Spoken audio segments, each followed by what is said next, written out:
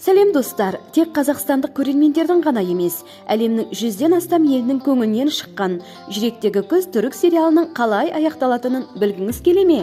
Олай болса, бүгінгі видеодан сериалдағы кейіпкерлердің қалай бітетінін біле аласыздар. Сондықтан экраннан алыс кетпей, соңына дейін көріңіз. Лайк басып, комментарий қалдырып, қолдау көрсетіп қойыңыз. Ал кеттік ендеше.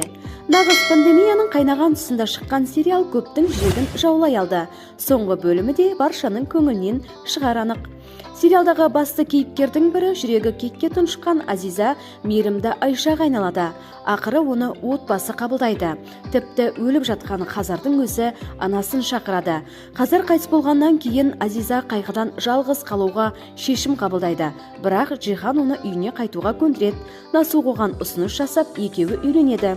Азиза қара орамалын шешіп, жарқыраған орамалын тағады. Сөйтіп олардың отбасында көптен күткен бақыт орнайды. Ярен көп жамандық жасайды. Тіпті құрсағындағы сәбиінің әкесі өз күйеуі Харунды да өлтіреді. Бәрінен айырылған түсінген Ярен Раянды да өлтірмекші болып Миранның үйіне қару алып барады. Алайда Хандан, яғни анасы, полицияға хабарласып, қызының күйеуін өлтіргенін хабарлайды.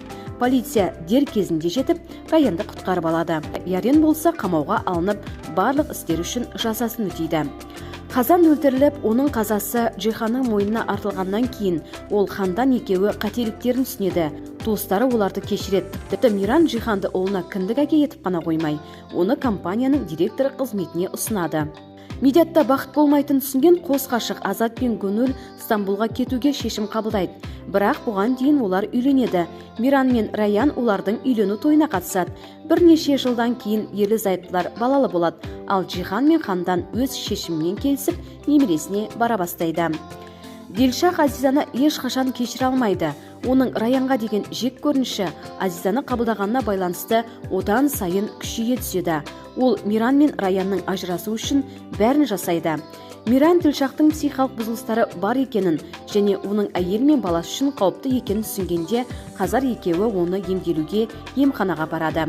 Фусун улағаннан кейін жүктілігі өте ауыр өткен Раян баланы өзі дүниеге әкеледі. Босану қиын болады, тіпті бір өліп тіріледі. Бірақ бәрі жақсы аяқталып, баланың атын Үміт Хазар қояды. Кейін балалар үйінде Мелек есімді қызбен танысып, оны асырап алуды ұйғарады. Соңында сюжет бойынша арада бірнеше жыл өтеді. Раян университетін бітіріп, бастауыш сынып мұғалімі болады. Осыған дейін бала көтеру мүмкіндігінен айырылған Раянның аяғы ауырлайды. Бұл асырап алған қыздары Мелектің тілегі болатын. Сериалдың соңында отбасылық түскі ас кезінде ол егіздерге жүкті екенін айтады. Осылайша соңғы кадрларда үлкен және тату отбасы суреттеледі. Сайып келгенде барлық зұлым адамдар жазаланып, ал басты кейіпкерлер көптен күткен бақытты табады. Кек бір жола жойылады. Ал Фусунға не болады десеңіздер, ол да бар денсаулығынан айырылып, лайықты жазасын алады. Достар, бүгінгі видео осымен тәмам. Сериалдың соңғы бөлімі көңіліңізден шықты ма? Комментке өз ойыңызды жаза кетіңіз.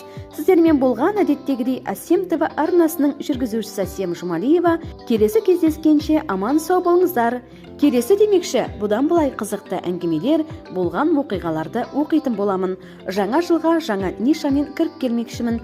Сәттілік тілеп қойыңыздар. Сіздерді келе жатқан жаңа жыл мерекесімен құттықтаймын.